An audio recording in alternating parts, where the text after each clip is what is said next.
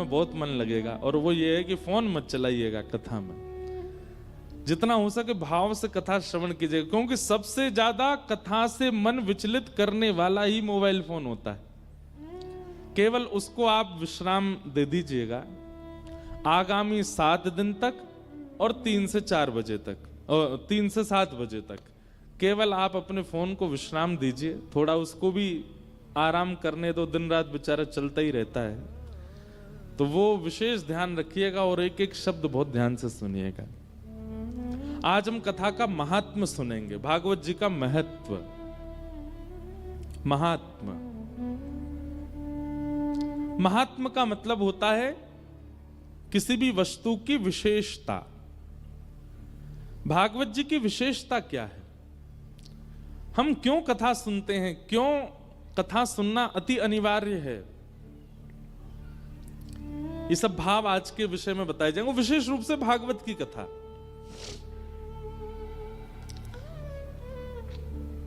सच्चिदानंद रूपाय, भगवान के 3 रूप हैं, सत्य, चैतन्य और आनंद। ठाकुर जी के स्वरूप अनेक हो सकते हैं। वही ठाकुर जी हमारे वृंदावन में मुरली मनोहर हैं, वही ठाकुर जी बद्रीनाथ में तपस्वी हैं, वही ठाकुर जी द्वारिका में राजाधिराज हैं, वही ठाकुर जी दक्षिण में शंख चक्र गदा पद्मधारी नारायण हैं। स्वरूप अनेक हैं ठाकुर जी के, पर रूप 3 ही हैं, सत्य, चैतन्य और आनंद। सबसे पहला भाव दर्शनार्थी और उपासक के चित्त में ठाकुर जी के प्रति प्रकट होना चाहिए सत्य का, कि ये सत्य हैं। जैसे आप किसी भी व्यक्ति से मिलते हैं तो आपके मन में उससे मिलते समय मन में भाव आ सकता है कि ये सत्य है कि नहीं, ये संशयात्मक भाव आता है, ये सच्चा है कि नहीं, ये श्रेष्ठ है कि नहीं। किसी कन्या का अगर विवाह भी होता है किसी पुरुष के साथ, तो पहली बार वो जब पुरुष को देखती है तो उसके मन में भी थोड़ा संशय प्रकट होता है कि ये सत्य है कि नहीं, ये वास्तविक है कि नहीं, ये ठीक होगा कि नहीं। संसार के हर संबंध में एक संशय प्रकट हो सकता है, पर ठाकुर जी को देखते समय आपके चित्त में कोई संशय नहीं आना चाहिए, ये पूर्ण सत्य है। सबसे पहली बात, एक बात ध्यान रखिएगा, जब आप ठाकुर जी के प्रति पूर्ण सत्यता का भाव रखते हैं ना, और कोई बात फिर मन में प्रकट ही नहीं होती। आप श्री राधा रमन जी के सन्मुख गए और राधा रमन जी को देखते ही आपने मन में भाव रखा ये पूर्ण सत्य है, तो आप उनसे कुछ और मांगोगे नहीं, मांगा उससे जाता है जिसके प्रति संशय हो। जब आपने किसी को सत्य मान लिया तो संशय खत्म हो गया, और संशय खत्म होते फिर मांगा नहीं जाता है। और एक बात कहें, जिसके प्रति पूर्ण सत्यता का भाव होता उससे मांगा नहीं जाता, उसको दिया जाता है, उससे मांगा नहीं जाता। पति के प्रति जब पत्नी का यह भाव आता है कि ये पूर्ण सत्य है, ये मेरा जीवन साथी है, ये मेरा सर्वस्व है, ये सत्य की भावना आती है, तो फिर पत्नी उसको देना प्रारंभ करती है, अपना पुण्य देना प्रारंभ करेगी, उसके लिए अपना समय देना प्रारंभ करेगी, अपना जीवन प्रदान करना प्रारंभ करेगी। आजकल वैवाहिक संबंधों में जो कलेश हो रहे हैं वो क्यों हो रहे हैं? कहीं ना कहीं पति पत्नी को, पत्नी पति को अपना पूर्णता नहीं दिखा पाते, इसलिए पत्नी को भी लगती इसके लिए मैं क्यों अपना जीवन बर्बाद करूं, इसको समय क्यों दूं, इसके लिए अपना जीवन ऐसा क्यों करूं, और वहीं से फिर वो खटास अलग कर देती है दोनों को। एक दूसरे के प्रति समर्पण आने लग जाता है कब? सत्य के बाद। जब पूर्ण रूपेण सत्य का दर्शन होने लग जाता है तो फिर समर्पण की भावना प्रकट होती है। ठीक वैसे ही ठाकुर जी के प्रति जब तक आपका पूर्ण सत्य भाव नहीं है आप मांगोगे, लेकिन जैसे ही आपका ठाकुर जी के प्रति पूर्ण सत्य का भाव प्रकट होगा आप मांगोगे नहीं, ठाकुर जी को दोगे।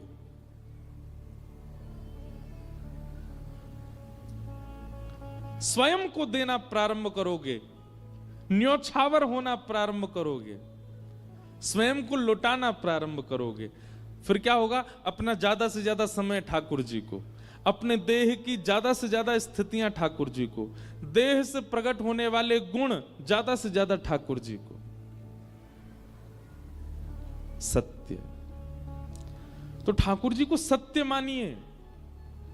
आप सत्य मानेंगे तभी उनके प्रति पूर्ण समर्पण होगा। ठाकुर जी का दूसरा स्वरूप क्या है? चैतन्य। हमारे ठाकुर जी जड़ नहीं है, चैतन्य है।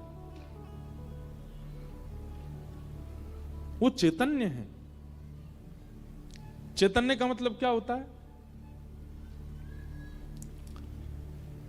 जैसे मैं चैतन्य हूं, मुझे थोड़ी गर्मी लगी तो पंखा लगा दिया गया। अगर मैं जड़ होता तो पंखा की आवश्यकता नहीं है। चैतन्य वस्तु को एटमॉस्फेयर भी एक्सेप्ट करना पड़ता है, लेकिन जड़ को कहीं भी पटक दो, कहीं भी रख दो, कहीं भी बैठा दो, उसको कोई एटमॉस्फेयर का कोई प्रभाव नहीं होता उसके ऊपर। हम कई बार ठाकुर जी को जड़ मान लेते हैं। हमारे अंदर कई बार ठाकुर जी के प्रति जड़ भावना आ जाती है, इसलिए हम उनको कहीं भी बैठा देते हैं, कहीं भी रख देते हैं। कभी भी कई लोगों के घर में विवाह आदि होता है तो ठाकुर जी को केवल ड्राई फ्रूट्स का भोग लगा देते हैं, ज्यादा कुछ पवाते नहीं। क्यों? हमारे मन में ये भावना आती है कि ये जड़ हैं।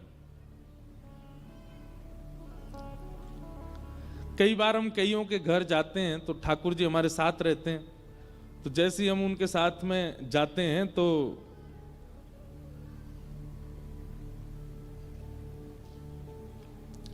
उनसे कहते हैं ठाकुर जी के लिए भोग लगाओ भैया, भोग बनाओ। तो कहते हैं ठाकुर जी को हम दूध का और मिश्री का भोग लगाते हैं। तो मन में एक भावना आता, हम कुछ कहते नहीं पर मन में एक भावना आती है, ये जड़ भाव है मन में, तभी तो आपने कहा कि केवल दूध और मिश्री में उनको संपूर्ण कर दें। अगर हमारे साथ कोई चैतन्य व्यक्ति गया होता तो आप मन में विचार करते इनको रोटी खवाई जाए, इनको सब्जी बनाई जाए इनके लिए, क्योंकि ये चैतन्य है, ये भूखे नहीं रह सकते। ठाकुर जी के प्रति हमारा जड़ भाव आ जाता है, इसीलिए हम केवल दूध में संतुष्ट करने का प्रयास करते हैं।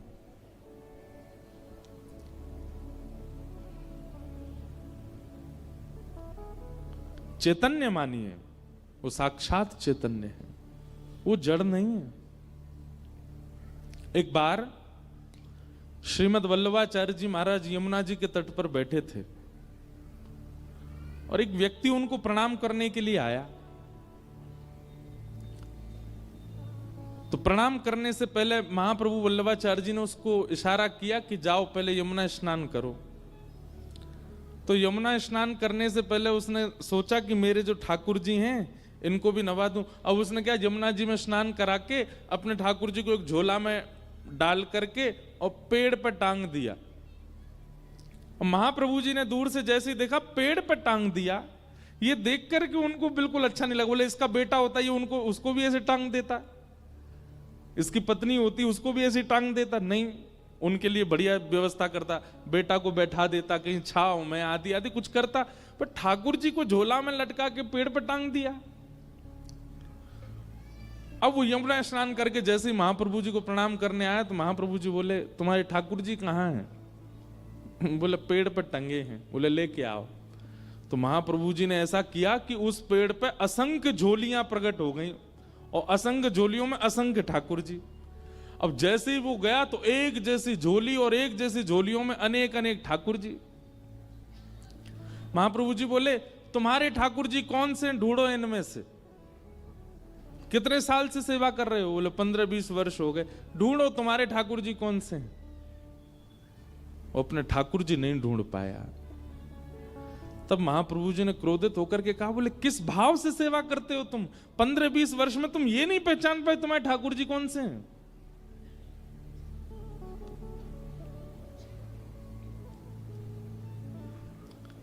चैतन्य मानेंगे तो उनके प्रति भाव बनेगा। जड़ मानेंगे तो फिर ठाकुर जी भी जड़ ही बन जाते हैं। वो उनको भी आपसे कोई अभिप्राय नहीं होता। हमारे वृंदावन के एक ठाकुर हुए श्री मदन मोहन जी। कौन?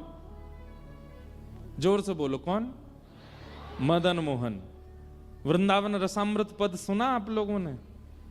उस वृंदावन रसामृत पद में दूसरे ठाकुर हैं श्री मदन मोहन।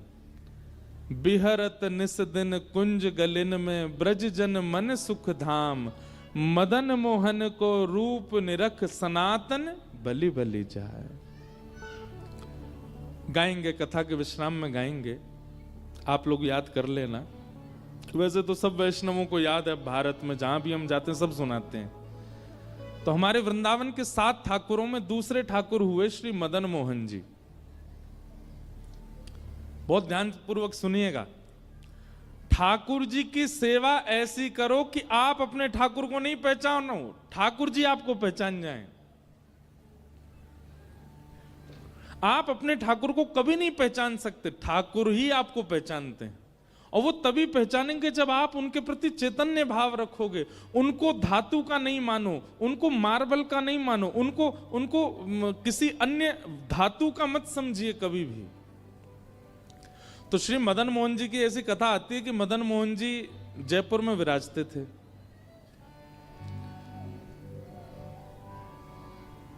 और वहां के राजा जो थे उनकी बेटी मदन मोहन जी की सेवा करती थी। तो पुत्री का जब विवाह निश्चित हुआ, बहुत ध्यानपूर्वक सुनिएगा, पुत्री का जब विवाह निश्चित हुआ तो बेटी ने अपने पिता से कहा, बोले पिताजी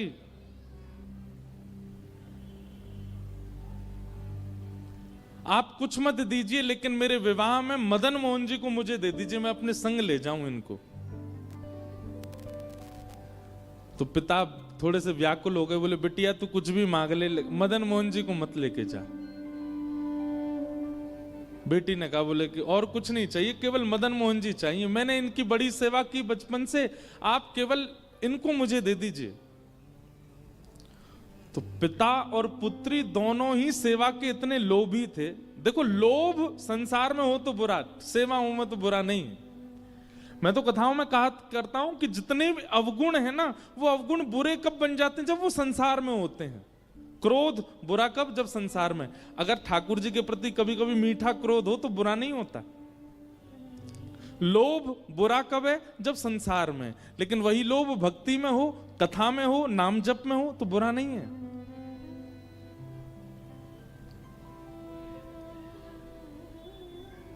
जितने भी दोष हैं वो संसार के प्रति जब होते हैं तभी बुरे हो जाते हैं, तभी पाप के भागी बनाते हैं। पर भक्ति में हो तो वही भगवत प्राप्ति करा देते हैं। तो जयपुर के राजा वो अपनी बेटी से कहने लगे, तू जो मांगेगी सो दूंगा, मदन मोहन जी को मत मांग। तो पुत्री ने कहा, पिताजी आपके घर में पहले से ही गोविंद देव जी की सेवा है, मदन मोहन जी की सेवा है, एक ठाकुर की आप कर ही रहे हैं, एक मुझे दे दीजिए। पिता बोले, नहीं नहीं नहीं, तू जो मांगेगी दूंगा, लेकिन मदन मोहन जी नहीं दूंगा। बेटी भी बोली, मैं भी केवल मदन मोहन जी को ही चाहती हूं और कुछ नहीं चाहती।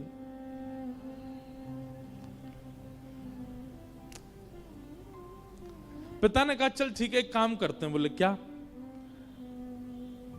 मैं तेरे सामने 5 मूर्तियां रखूंगा और तेरी आंखों पे पट्टी बांधूंगा।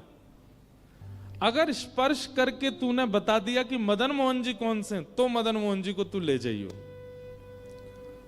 और स्पर्श करके भी अगर तू नहीं बता पाई तो फिर मदन मोहन जी मेरे पास ही रहेंगे। लेकिन उस पुत्री को पूरा भरोसा था कि मैं पहचान जाऊंगी मदन मोहन जी कौन से। राजा ने 5 स्वरूप तैयार करवाए, एक जैसी कदकाठी, एक जैसा इत्र, एक जैसी पोशाक, एक जैसी माला, एक जैसी पगड़ी, एक जैसे अलंकार, एक जैसी वंशी, बिल्कुल सब कुछ एक जैसा। कोई व्यक्ति पहचान ही नहीं पाएगा कि इनमें मदन मोहन जी कौन से हैं। 5 एक जैसे। और पुत्री से कहा, बेटी 5 स्वरूप तैयार हो गए, सुबह अब तुम्हारी परीक्षा होगी। अगर तुमने पहचान लिया तो मैं तुम्हें वचन देता हूं कि तुम्हारे दहेज में मदन मोहन जी जाएंगे। रात भर पुत्री बेचारी बड़ी परेशान, बोले कि कहीं मैं हार ना जाऊं, कहीं मैं चूक ना जाऊं, कहीं ऐसा ना हो कि मदन मोहन जी रह जाएं। रात भर प्रार्थना करती रही तो मदन मोहन जी उसके स्वप्न में आ गए और स्वप्न में आकर के बोले, काय को चिंता कर रही है?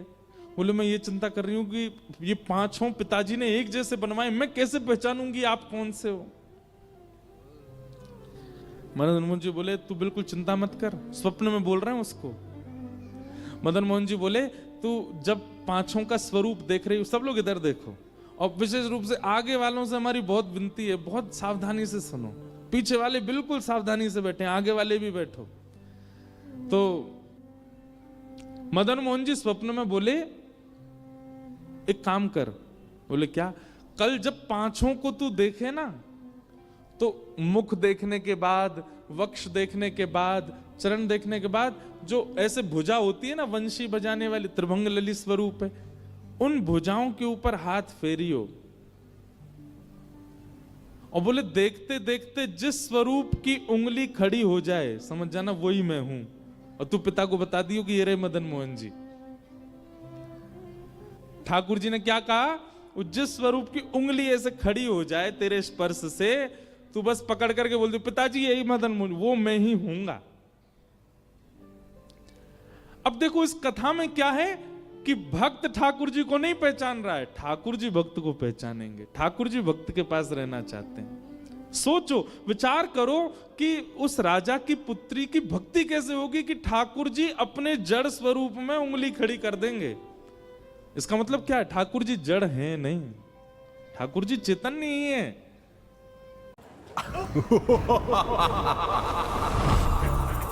आका